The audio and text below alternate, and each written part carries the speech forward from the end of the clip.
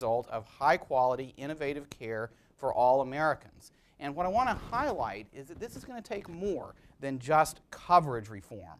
Simply trying to buy more people into anything like our current healthcare system and current health insurance system that is too expensive and, more importantly, falls short on delivering high-quality care and improving health nearly as much as it could. Simply trying to do that is not going to be sufficient. It's not going to lead to sustainable healthcare reform. So I want to talk tonight about real healthcare reform that gets to quality, efficient healthcare for everyone in this country. And in healthcare, perhaps more than in any other part of our economy, it's important to think about innovation as well. That's another theme I'm going to keep coming back to, innovation. About improvements in knowledge, about what works to keep us healthier, about improvements in medical treatments, medical technologies, and improvements in understanding how to use this knowledge and these treatments to help people stay healthier, to rightfully give us the expectation that healthcare and health tomorrow is going to be better than it was today.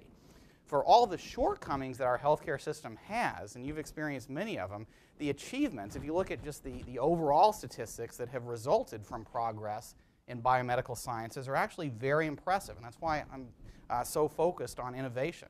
If you look back over the last 50 years, the mortality rates from cardiovascular disease have declined by more than 60%, and those rates are continuing to go down. In recent years, we've seen reductions in the mortality rates for many common cancers. Over the last 20 years, HIV/AIDS has gone from a death sentence to, for many people, a chronic illness that you can live with year after year after year.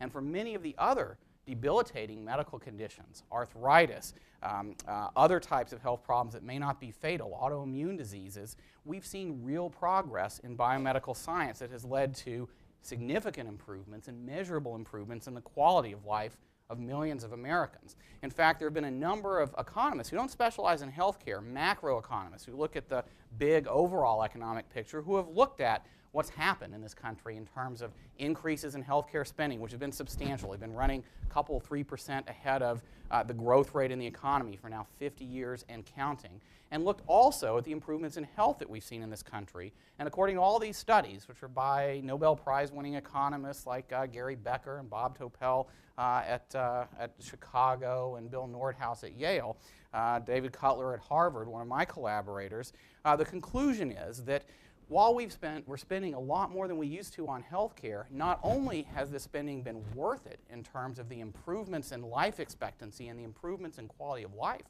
that have taken place in this country, in fact, the increases in productivity is reflected in the value of longer, healthier lives is worth more than all the improvements in productivity in every other sector of our economy over the last 50 years combined. So yes, I